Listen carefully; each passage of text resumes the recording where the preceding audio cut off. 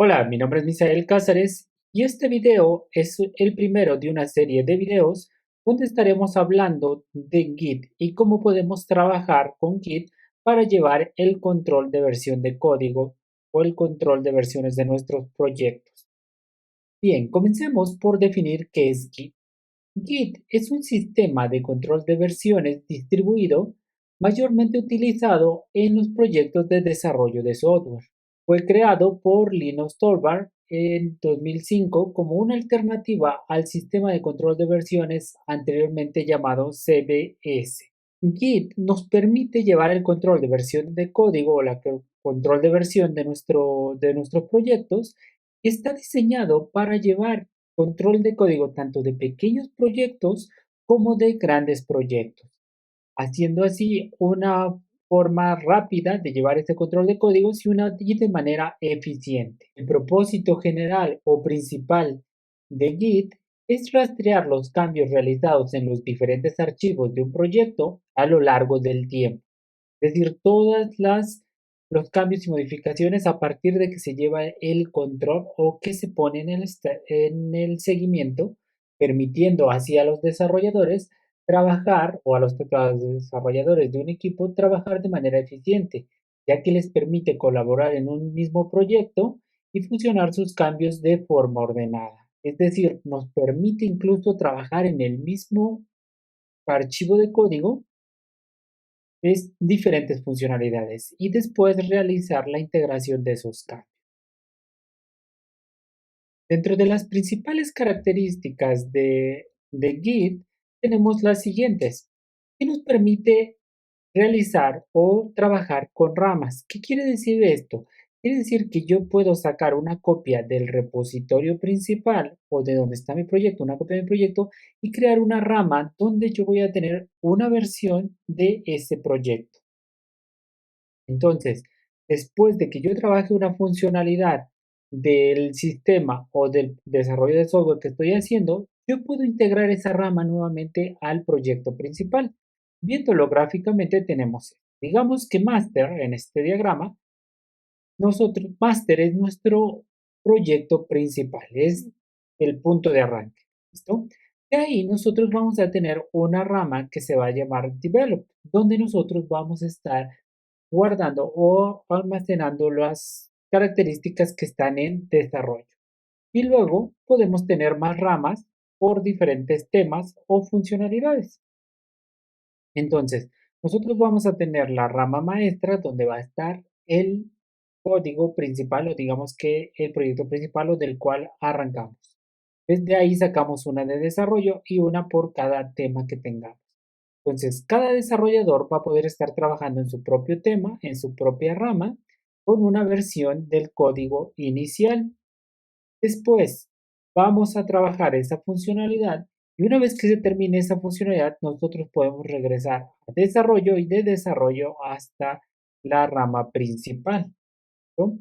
Entonces, es una de las características importantes de Git que nos permite separar en ramas o crear ramas y en cada rama trabajar una funcionalidad. Y después, como lo dice aquí, merging, pues podemos hacer esta fusión de los cambios, donde vamos a tener esta rama principal y las diferentes ramas integrándolas para tener así una funcionalidad completa. Y la idea de que en la rama principal, en este caso la marca como master, pero es en la rama principal, nosotros vamos a tener la versión completa con todos los cambios estables, es decir, ya probados, ya listos para llevar a producción. Entonces, esa es la idea de tener una rama principal, que tenga los cambios estables, fuera de errores y todo lo que ya se puede llevar a producción. Entonces, esa es una de las características que tiene Git para trabajar con los proyectos de desarrollo de software. Otra de las características es que es pequeño y rápido, es decir, tenemos un sistema pequeño y fácil de usar, pero además que es muy rápido trabajar con él para crear ramas, para integrar los cambios, para hacer diferentes, bueno, para trabajar las diferentes características de un proyecto. Bien, además que es distribuido. Es un sistema distribuido, lo que nos permite tener varias copias de ese proyecto en diferentes lugares. Por ejemplo, vamos a tener un repositorio compartido que podemos decir que es nuestro repositorio que puede estar tanto local o como en una red o en la intranet o en la nube. Entonces vamos a tener ese repositorio principal. De ese repositorio principal vamos a tener desarrolladores que van a estar trabajando en diferentes versiones. Es decir, este desarrollador va a tomar una copia de todo lo que está aquí y se lo va a llevar a su computadora.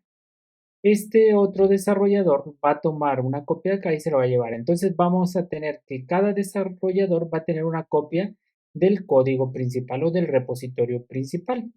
Y cada desarrollador va a trabajar en su funcionalidad. Digamos que este va a estar trabajando con el módulo de clientes, este con el módulo de productos y este con el módulo de proveedores, hablando de un sistema para este manejo de productos, clientes y proveedores, ¿no? Una vez que termina las funcionalidades, va a enviar estos datos o esta copia la va a sincronizar al repositorio principal y cada uno va a hacer lo mismo. Pero antes de que Git le permita subir esos cambios, él tiene que descargar los cambios que están en el repositorio principal y validar que todo está bien antes de integrar los cambios. Que más adelante lo vamos a ir viendo cómo se hace ese trabajo. Pero digamos que eso es lo que nos permite tener, o a esto se refiere con distribuido, porque tenemos una copia del código principal o del cual partimos y cada desarrollador va a tener en su máquina, ya sea local o de manera remota, va a tener una copia de ese código. Entonces, con eso nosotros pues ya tenemos que es distribuido, donde existe una copia de este código en cada uno de los desarrolladores o de los trabajadores o de los miembros del equipo. Seguridad en los datos. ¿Qué es lo que hace? Pues Git encripta o integra un mecanismo de encriptación donde cada cambio que nosotros enviamos, debido a que es distribuido, entonces cada cambio que nosotros enviamos al servidor se encripta, hace un checksum para poder hacer un respaldo o una seguridad de esos datos que se están enviando. Entonces, cuando tú envías esta información al servidor o al repositorio principal, hace un checksum, lo asegura para que mientras viaja hacia el repositorio, pues sea seguro y no sea fácil de obtener por alguien más, porque necesita ese checksum para poder desencriptarlo y poder visualizar los datos. Entonces, se encripta para enviar y y una vez que tú jalas los cambios, también se encriptan esos cambios y cuando llega a manera local se desencripta.